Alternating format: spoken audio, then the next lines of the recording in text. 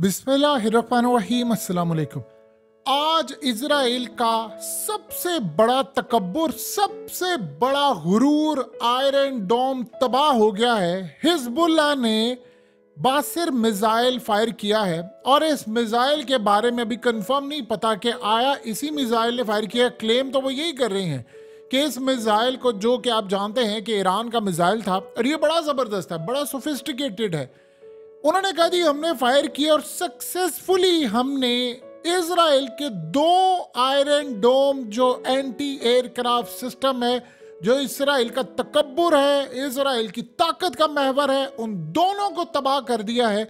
और कहा है कि 2 इजराइल के आयरन डोम प्लेटफॉर्म्स इस वक्त हमने तबाह कर दिए हैं और ये अब तक की सबसे बड़ी इजराइल की शिकस्त है, क्योंकि इन आयरन डोम ने ही तो असल में उनको बचा कर रखा हुआ था। और अगर हिजबुल्लाह के मिसाइलों ने तबाह कर दिया है तो फिर आप ये बात समझ लें कि आज से इजराइल का ना खत्म होने वाला जवाल शुरू हो गया। आप जानते हैं कि इजराइल को कितना ज्यादा उस वक्त अर्ज किया था अमेरिका ने कि आपने ये आयरन डोम जाकर यूक्रेन को देना है। और आपको पता है कि अमेरिका और दीगर ममालिक जहां पर ये आयरन डोम गया, इसराइल ने इस जंग के दौरान मंगवा लिया क्योंकि उनको इसकी बड़ी ज्यादा जरूरत थी। अब आप ये सोचें कि जितने ये डिफेंस सिस्टम आ रहे थे, जितने ये सारा कुछ आ रहा था, यानी उसमें से इनके पास सबसे ज्यादा चीज ये कि जितने रॉकेट थे वो सारे यही रोक रहा था, हर जगह से आ रहे थे। और कई जगह पर ऐसा हुआ इसने काम करना छोड़ दिया, इसको हैक कर लिया गया। लेकिन सवाल सबसे बड़ा ये होता है कि क्या वाकई इसको बसिर मिसाइल ने तबाह किया है? क्लेम तो ये किया जा रहा है, लेकिन शायद मामला इससे बढ़कर है। अब आप ये सोचें कि इसके बाद इस वक्त इजराइल के पास 2 ही ऑप्शन है, या तो इस जंग को खत्म कर दे या वो तीसरी जंग अजीम छेड़ दे, क्योंकि तीसरा कोई रास्ता उसके पास मौजूद नहीं है। अब सबसे बड़ी बात है कि अगर इसको बसिर मिसाइल ने हिट नहीं किया तो फिर इसको हिट किसने किया? क्या इसको सुपरसोनिक मिसाइल ने हिट किया है? क्या हिजबुल्लाह के पास वो आ चुकी है ताकत? क्या ईरान ने उसको दिया, ये इन्होंने आम मिसाइल से हिट किया है? देखिए, बहुत सारे मिसाइल जो हैं वो मारे गए हैं, बहुत सारे मिस हुए हैं, लेकिन आप इतना एक्यूरेट टारगेट करके मारे कि उसको मौका ही ना मिले कि वो जाकर उसको, यानी देखिए, आप फिजा के अंदर कोई भी चीज मिसाइल फायर करते हैं, आयरन डोम का आर्टिफिशियल इंटेलिजेंस सिस्टम उसको डिटेक्ट करता है और जाकर उसको तबाह कर देता है। फिजा में मिसाइल है और ये चीजें, लेकिन सवाल ये पैदा होता है कि आप सिर्फ डायरेक्टली उसी को हिट करें जाकर आयरन डोम को, और आयरन डोम के पड़खच्चे उड़ जाएं, तो बताइए उन्होंने क्या खाक लड़ना है फिर जाकर? इसका मतलब है कि अब हमास के पास खुली छूट है, अब तो वो मिसाइल पर मिसाइल दागेंगे, अब तो उनके पास वो बैटरी जो कम हो गई है। तो आप बताएं कि सारी सूरत हाल में अगर हिजबुल्लाह के पास इसका तोड़ आ चुका है तो वो एक एक करके बाकी भी तबाह कर देंगे। तो अगर बाकी तबाह हो गए तो गेम इज ओवर। तो फिर तो इसराइल के शहरों के ऊपर जाकर, अब सोचिए जरा 1 मिनट के लिए, इंटरनेशनल मीडिया कहता है जी 1.5 लाख के करीब मिसाइल हैं छोटे बड़े हिजबुल्लाह के पास, और ये हिजबुल्लाह से जंग करने की पूरी अब तैयारी कर रहे हैं, जो कि आज इंटरनेशनल मीडिया समेत हर जगह ये बात हो रही है। अब सवाल यहां पर यह पैदा होता है कि जब ये जंग होती है तो क्या होगा? आपकी सारी जो स्टेबिलिटी है वो तबाह हो जाएगी, यानी लोग मारे जाएंगे। और सबसे बड़ी जो हिजरत है, जो बहुत सारे लोग छोड़कर जाएंगे, वो लिबनान से तो जाएंगे, इजराइल से हो सकता है 20-25 लाख लोग छोड़कर चले जाएं। वो इजराइल जिसने अपनी जिंदगी लगा दी, इतना पैसा लगा दिया, पूरे वर्ल्ड से लोगों को इकट्ठा किया, आज 90 लाख लोग थे, उनमें से 6.25 लाख के करीब तो ऑलरेडी निकल चुके हैं और बाकी जा रहे हैं। और अगर 20-25-30 लाख लोग निकल जाते हैं तो आपने अचार डालना है पीछे बैठकर, इनका करना क्या है पीछे? ये तो फिर क्या रह जाएंगे लोग? आपने यानी उनको वो निकाल कर छोड़ देंगे, फिर क्या रह जाएगा? तो इस सारी सूरत हाल में आपका रीजन तो पूरी तरह जो प्रॉक्सी जंग है उसका एक पैमाना बन जाएगा। और इसमें सबसे बड़ा जो प्रॉब्लम ये होगा कि इंटरनेशनल सतह पर इंटरनेशनल जो कम्युनिटी है वो असल में देखेगी कि उन्होंने कहां पर खड़े होना है, क्योंकि कोई जंग की तरफ तो नहीं खड़ा होगा। स्पेशली देखना ये पड़ेगा कि रशिया और यूरोपियन कंट्रीज का रिस्पॉन्स क्या होता है। अब आप ये देखें कि उसके बाद इकोनॉमिक इम्पैक्ट जो होगा, लिबनान की जो इकोनॉमी पहले ही बड़ी खराब है, इजराइल की इकोनॉमी बिल्कुल कब्र में चली जाएगी और उसके जो पॉलिटिकल कॉन्सिक्वेंसेस होंगे, इजराइल उससे बाहर नहीं आ पाएगा। अब आपने ये सारी सूरत हाल और हम सब ने देख ली है कि जी आयरन डोम उसका नाकाम हो गया है और अब मिसाइल जाहिर सी बात है उनको लगेंगे। अब अगर लेट से आम मिसाइलों से तबाह हो गया है और हिजबुल्लाह के पास इस वक्त 1.5 लाख इनके बकौल है, वो कहते हैं जी ज्यादा है, कुछ जराए कह रहे हैं निकी एशिया से लेकर डिफरेंट वो अलग फिगर देते हैं, कोई कह रहे हैं 2.5 लाख है, कोई कह रहे हैं 3 लाख। चले एक फिगर ले लेते हैं, बिल्कुल एक नफसियाती नंबर ले लेते हैं और वो नंबर 2 लाख लगा लेते हैं, 2 लाख 2.5 लाख कुछ भी लगा दे। आपके 2 आयरन डोम अगलों ने तबाह कर दिए हैं और 2 लाख मिसाइल उनके पास है। आप सोच लें इसराइल का वजूद बरकरार रह सकता है? अब बचा सकते हैं इसराइल को अगर ये जंग अगले लेवल पर जाती है? यानी आपके हाथ से तो सारा कुछ गया ना।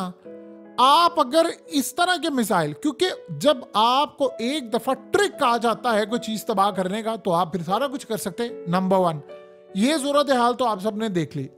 अब अगली सूरत हाल जो नंबर 2 है वो असल मामला ये है कि इसके बाद कहानी किस लेवल पर जाएगी।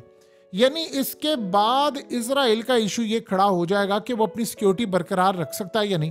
देखिए आज हुआ क्या है, आज उससे भी ज्यादा बड़ी खबर है, उससे भी ज्यादा अहम तरीन खबर ये है कि आज आया था लॉयड ऑस्टिन जो पेंटागन का चीफ है, और पेंटागन का चीफ आता है यहां पर और आकर बातचीत करता है और बातचीत करके क्या कहता है।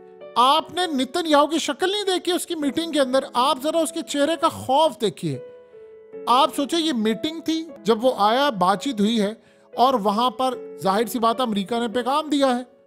लेकिन अगर हम देखें तो पिछले 3-4 दिन से अमेरिका के भी पैगाम ये आ रहे हैं, नहीं जी हमने ओसियों का भी मुकाबला करना है, हम अपने डिस्ट्रॉयर भी लेकर आ रहे हैं।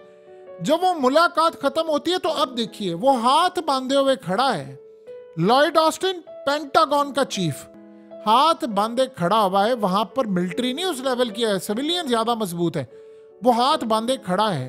ये किस चीज का सिंबल है? कहानी समझिए। नेतन्याहू जब ये प्रेस कॉन्फ्रेंस कर रहा है तो लॉयड ऑस्टिन हाथ बांधे खड़ा, तो इसका मतलब है कि उसने मीटिंग के अंदर क्लियरली कह दिया है कि मैंने इस जंग को नहीं रोकना, जो मर्जी हो जाए इस जंग को नहीं रोकना, मैं इस जंग को अगले पैमाने पर लेकर जाऊंगा, आपको ये मेरे साथ जंग लड़नी होगी। क्योंकि अगर यहाँ पर अमेरिका ने इनकार किया तो उसके पास ऐसे ऐसे राज हैं जो बाइडन के बेटे की तो वो वीडियोस हैं कि वो पूरी तरह इनकी सरकार गिरा सकते हैं और अभी तो उनके असासे पड़े हुए हैं। तो अब आप ये देखिए अमेरिका की एस्टैब्लिशमेंट जो है वो घुटने टेक देती है। माजी के अंदर क्लिंटन ने नहीं टेके थे क्या? बुश ने नहीं टेके थे? ट्रंप के साथ तो मामला चले डिफरेंट है, ओबामा ने नहीं टेके थे। सारे तो माथा टेकने के लिए दीवारें गिरी आते हैं सबसे पहले हलफ उठाने के बाद। तो आप ये सोचें कि उसके बाद उसकी जो हालत हुई है, इसका ये मतलब है कि उन्होंने अमेरिका को क्लियरली कह दिया है। अब जब अगर आप अमेरिका की इस्टेब्लिशमेंट को धमकी देते हैं और इसराइल की इस्टेब्लिशमेंट का एक हिस्सा भी आपसे नाराज है, तो फिर नेतन्याहू के साथ मुस्तकबिल में क्या होगा ये आप अच्छी तरह गेस भी कर सकते हैं। और अगर वो टिक गया तो फिर वो अमेरिका के साथ क्या करेगा। अभी तक तो अमेरिका को कह रहे कि तुमने लड़ाई करनी है और उसने क्लियरली पैगाम उनको दे दिया है कि भाई आपने लड़ाई करनी है और ये लड़ाई होगी। अब आप ये सोचें कि अमेरिका अगर अपना डिफेंस सिस्टम, अब असल में प्रॉब्लम ये है, मीडिया पर ये आ रहा है जी वो सऊदी अरब साथ दे रहा है, वो जी यमन के मुकाबले में। सऊदी अरब के बारे में क्लियर वाज़ह ये चीज़ हो चुकी है कि वो आज इसराइल के अपने मीडिया ने कह दिया है कि जी वो इस जंग में नहीं कूद रहे। मिडिल ईस्ट की कंट्रीज ने इजिप्ट समेत, इजिप्ट मिस्र ने भी इनकार कर दिया है, सऊदी अरब ने भी कर दिया और बहुत सारे ममालिक ने।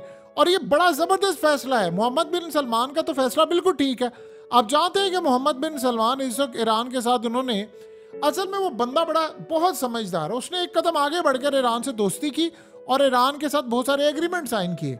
और उसके बाद इस वक्त आप ये देखें कि जो लड़ाई हो रही थी उसको उसने ख़त्म किया और इस सारे मामले पर एक एग्रीमेंट होने जा रहा है बहुत बड़ा। और वो हो सकता है चंद हफ्तों में, महीनों में हो जाए, एग्रीमेंट एक साइन होगा और हो सकता है चंद दिनों में भी हो जाए। वो यमन के हौसियों के साथ है ईरान की मदद से। उस एग्रीमेंट के तहत इनके दरमियान ट्रेडिंग होगी, बातचीत होगी, आपस में एक दूसरे का ताउन होगा, मिलिट्री ताउन होगा। इमेजिन करें, ये कमाल नहीं चीज़ देखिए। मोहम्मद बिन सलमान ने रशिया से कमाल दोस्ती कर ली, अमेरिका को आउट कर दिया। आप ये देखिए स्विस कैनाल से क्या होता है कि तकरीबन 10 अरब डॉलर के करीब इजिप्ट ने कमाया। अब आप ये सोचें कि अब ये सारा मामला, आप इस कम से कम मैप को देखें ये अगर आप रेड वाली साइड पर देखेंगे तो ये इसराइल का आम रूट आता था। अब वो नीचे से होता हुआ वो लॉन्ग ऊपर करता करता वो रूट लेगा। आप बताओ कि पागल ही होगा कि इस लेवल पर जाकर इसराइल के अंदर ये काम करे। यानी इसराइल को इतना ये तकलीफ दे रहा मामला कि सारे सूरत हाल में अमेरिका का साथ इस वक्त मिडिल ईस्ट नहीं दे पा रहा। देखिए 2019 के अंदर शुरुआत हो गई थी कि लड़ाई खत्म करने की, ईरान से एग्रीमेंट हो गए थे। फिर उसके बाद आप देखिए उनकी मैसेज खुल गई थी, सऊदी अरब बीच में कूदा, उन्होंने भी अपने ताल्लुकात बड़े बेहतर कर लिए। अब अमेरिका का इस वक्त कोई साथ नहीं दे रहा, ये बात बड़ी हो गई है क्लियरली।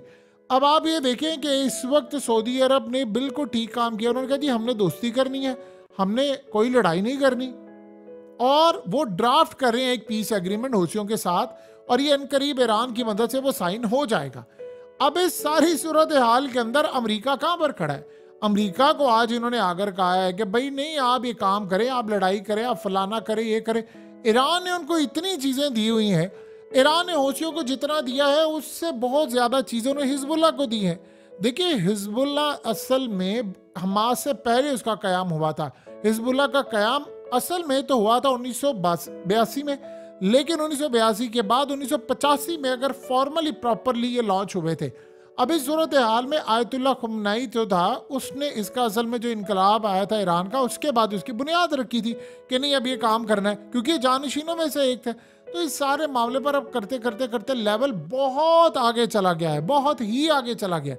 तो इस सूरत हाल के अंदर इजराइल को ये बात समझ नहीं आ रही कि अगर आप हिजबुल्लाह से लड़ाई करते हो, जो वो कह रहे हैं कि जी हम लड़ाई में कूदने वाले हैं, तो आपको अंदाजा नहीं है कि आप इस खित्ते में कहाँ पर जाके। देखिए आयरन डोम आपका तबाह हो गया, दो ही हल है, या तो आप इस जंग को रोकें या फिर आप ये जंग को पूरे इंटरनेशनल पैमाने पर लेकर जाएं। तो अमेरिका के साथ क्या होगा, इजराइल के साथ क्या होगा?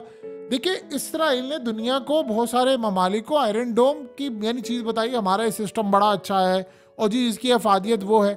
आप सोचिए अगर उनके मिसाइलों ने इनको तबाह कर दिया फिर क्या हुआ? अगर ये बात इस्टेब्लिश होगी कि ये बासिर ने ही तबाह किया मिसाइल सिस्टम ने, तो आप ये समझ लें कि इजराइल का नकारा हो जाएगा हर सिस्टम। क्योंकि अभी हाइपर या सुपरसोनिक और ये वो मिसाइल नहीं चले हैं, ये बात ज़हन में रखिएगा। अभी तो फतेह मिसाइल नहीं चला, अभी तो दीगर मिसाइल नहीं चले। जिस दिन ईरान कूद पड़ा तो उस दिन इजराइल के साथ क्या होगा ये बात आप अंदाज़ा नहीं लगा सकते। आपको ये बात अब ईरान की बिल्कुल सच साबित होती नजर आ रही है। उसने क्या कहा था? उसने कहा था कि हमारे पास टेक्नोलॉजी ऐसी है, जब हम मैदान में कूदेंगे कि हम इनको ऐसा सरप्राइज करेंगे कि ये लोग देखते रह जाएंगे और इनके पैरों तले जमीन निकल जाएगी, ये मैनेज नहीं कर पाएंगे, हम इनका क्या हाल करेंगे।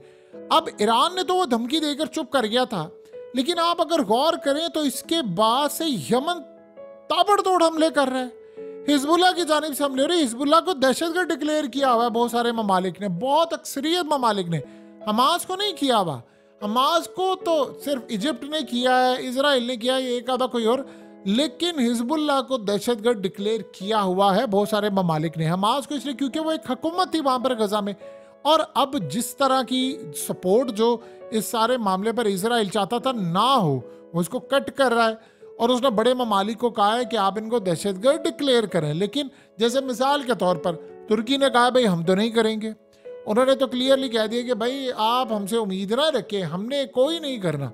लिहाजा इस सारे मामले के अंदर जो चीज़ें चल रही हैं, हालात जिस जानिब चल रहे हैं, वो तो क्लियरली इंडिकेट कर रहे हैं कि अगले कुछ अरसे के अंदर चीज़ें कितनी ज़्यादा ख़राब होने वाली हैं। आप अगर कूदते हैं तो बस आप समझ लीजिएगा इराक, शाम, लिबनान, उधर से रेड सी और बहुत सारी जगहों पर इसराइल की तबाही हो या ना हो, अमेरिका को जमीन बोझ कर देना। एक बात ज़हन में रख लें, अभी तक अमेरिका की जो लड़ाई हुई है उसके वॉरशिप तबाह हुए हैं। अगर ये लड़ाई छिड़ गई तो दो ममालिक ऐसे होंगे जिनकी पूरी कोशिश होगी उनको ईरान को ऐसी टेक्नोलॉजी देनी पड़े जिससे अमेरिका का एयरक्राफ्ट कैरियर तबाह हो जाए। वो लाजमी देंगे और बल्कि दे चुके होंगे। और वो चाहेंगे, चाइना और रशिया पूरी तरह चाहेगा कि अमेरिका का किसी तरह एयरक्राफ्ट कैरियर तबाह हो जाए। देखिए ईरान ने हालिया आपने देखा किस तरह उन्होंने इनकी दौड़ें लगवाई थी एयरक्राफ्ट कैरियर की। एयरक्राफ्ट कैरियर के ऊपर 50-60 तैयारे, जब किसी जगह पर 160 भी आ जाते हैं। वो चाहते हैं कि किसी तरह ये तबाह हो जाए तो फिर ताइवान की मदद करने के लिए अमेरिका नहीं जा सकता। आपके 160 तैयारे तो नहीं ना जा सकते, आपने एयरक्राफ्ट कैरियर ही लेकर जाना है ना। तो वो कहते हैं जी फिर तो नहीं जा सकता। तो लिहाजा इस सारी सूरत हाल में उनकी पूरी कोशिश होगी कि हम इसको कम से कम तबाह करें कि जंग छिड़ जाती है। आयरन डोम क्या है, अब देखना यह है कि क्या इजराइल का डिमोना भी जाता है या नहीं जाता। देखिए एक चीज तो बड़ी तय हो गई है, जो जो इजराइल ने दावे किए थे वो सारे ही गलत साबित हो रहे हैं और इतना बुज़दिल निकलेगा, ये बात बहुत सारे लोगों को समझ आ गई। और उन मुस्लिम ममालिक का क्या, जिन्होंने सिर्फ मजम्मत की है और इजराइल का कुछ नहीं किया, उनको समझ आ जानी चाहिए इजराइल को इतनी बड़ी ताकत नहीं है जितना उसे हवा बनाया हुआ था।